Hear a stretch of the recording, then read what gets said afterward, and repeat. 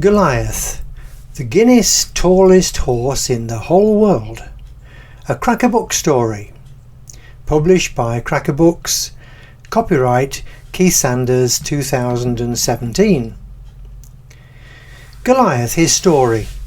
It falls to me to tell this tale, although we at Northcote only came on the scene, as it were, towards the end of Goliath's colourful life.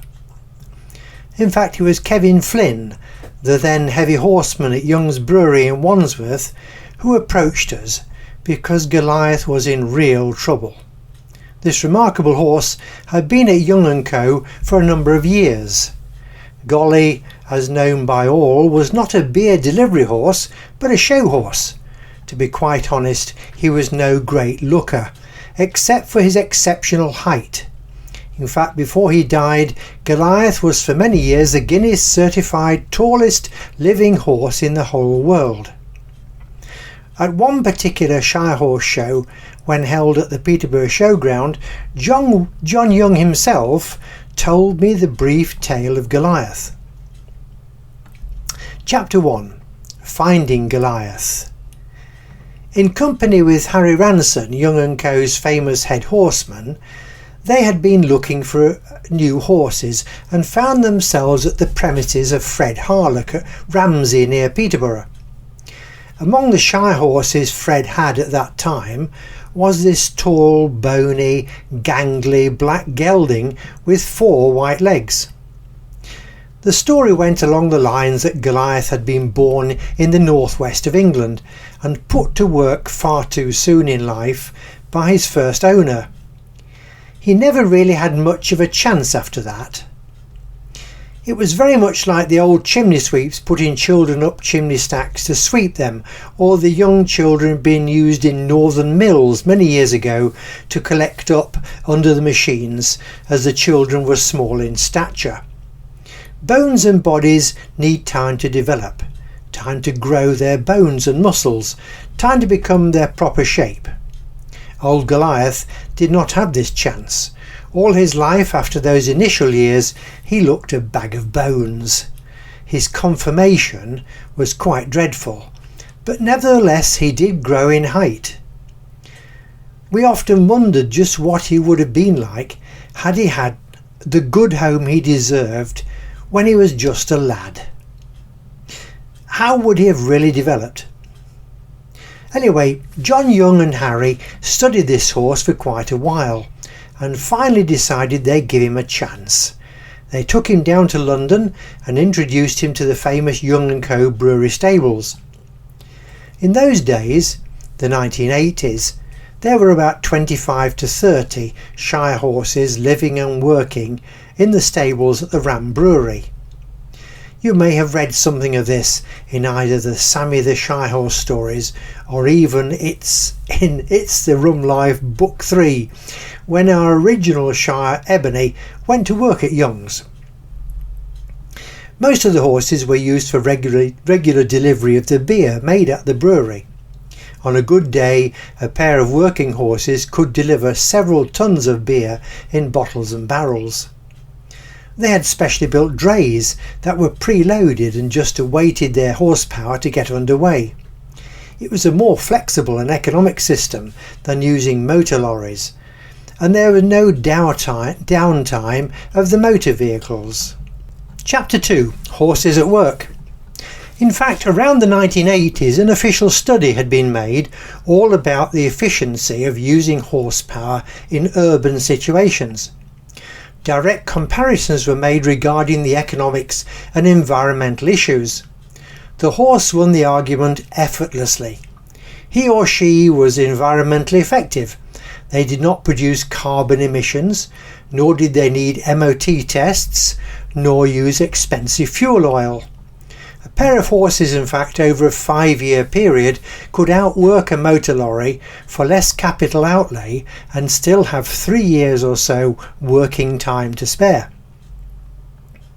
Horses working on tarmac roads have a limited number of years to work due to the constant pounding effect on their legs and feet. During the 1970s, one particular city in the north of England actually saved around £10,000 on their rates over a period of several years by using a pair of horses for jobs around the city instead of using a motor lorry. Back in the Ram Brewery stables, it was decided that Goliath was not just sufficiently fit to cope with the daily chores of a delivery horse.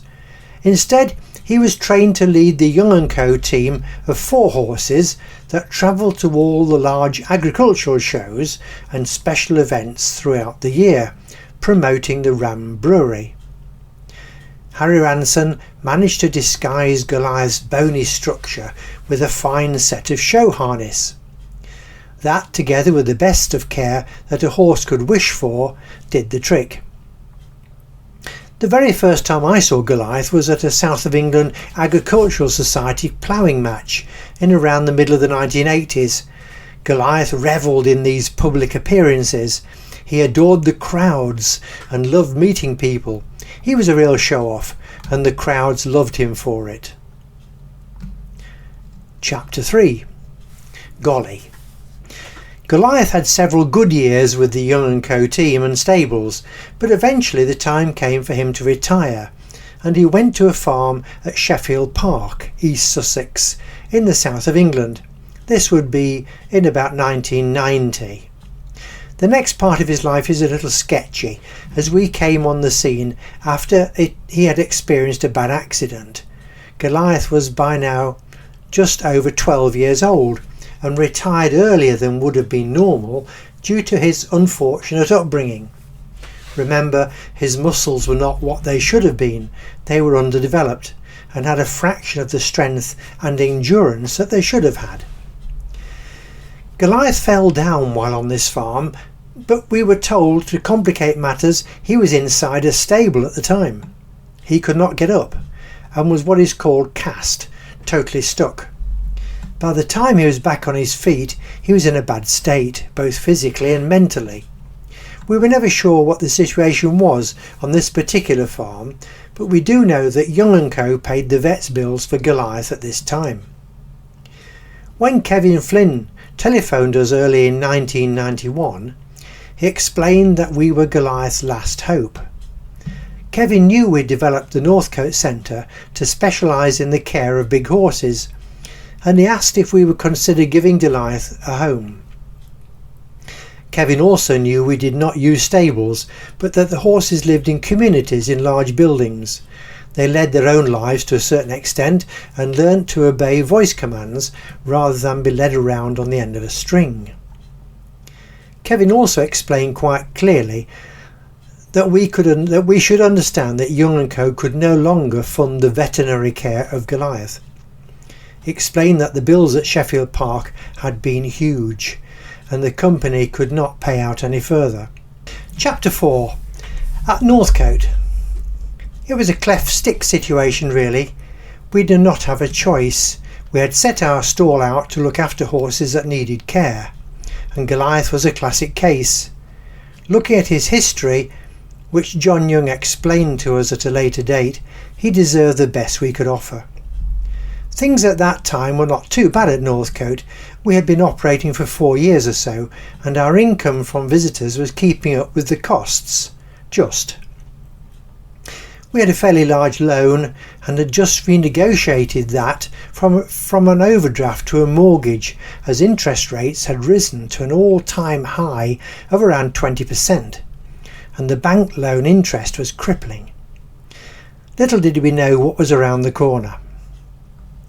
We said OK to Kevin, and he told us he would let us know when the vet caring for Goliath would give him the green light for travelling.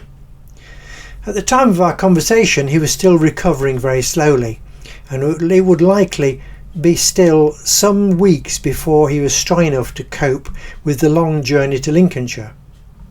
In the meantime, we made some preparations. Our trailer box, used for the wedding carriage, was altered to provide stalls inside and partitions to give Goliath some support. Our old Series 2 long wheelbase Land Rover would not cope with this long journey, even with its special Ford Essex V6 petrol heart. our neighbour Robert was persuaded to loan us his small Ford D-Series lorry horsebox. This was to cause me untold problems on that journey, simply because it was capable of a higher average speed than the Land Rover. This same trailer had been used to collect Ebony, our original shy horse, and his friend Sam from Young's in 1988. For that trip we had borrowed a modern V8 powered Land Rover from a friend in Boston. This was no longer available. Robert's horsebox, although lorry-sized, had only limited headroom, sufficient for small horses but not for Goliath, and at 19.2 hands high.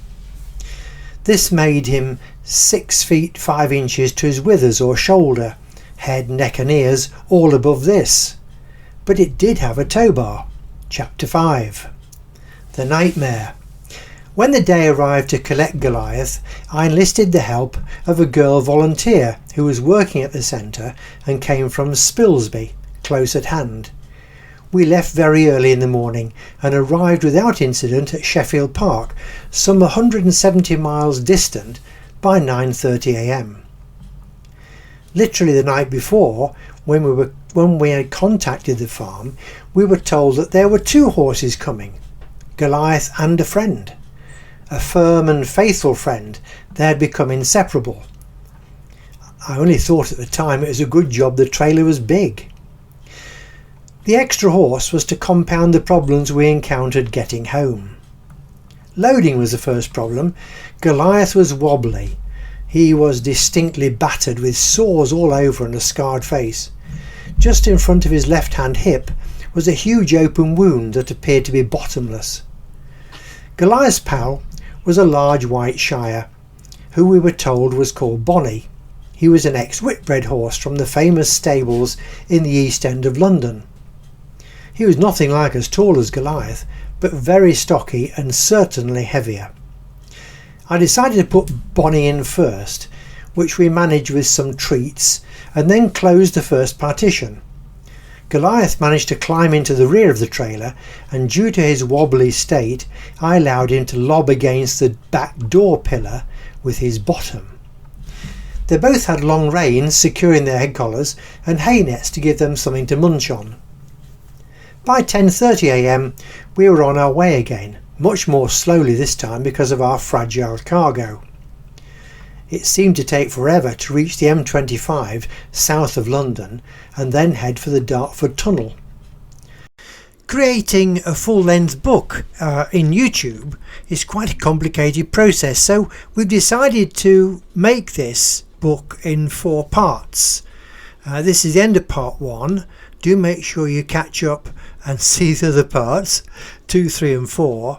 But in the meantime, you know this book is available from our bookcase as a download in a complete picture storybook, which you can look at on any device you choose. It's a free download, so if you want to have a look at that, you can do. And also wait until the rest of our episodes are produced. If you're watching this on YouTube, we'd be ever so pleased if you give us a like. And of course, if you subscribe to the channel, then YouTube will let you know just as soon as we produce anything new. So we do hope you enjoyed this first episode of Goliath's own storybook, and until next time, goodbye.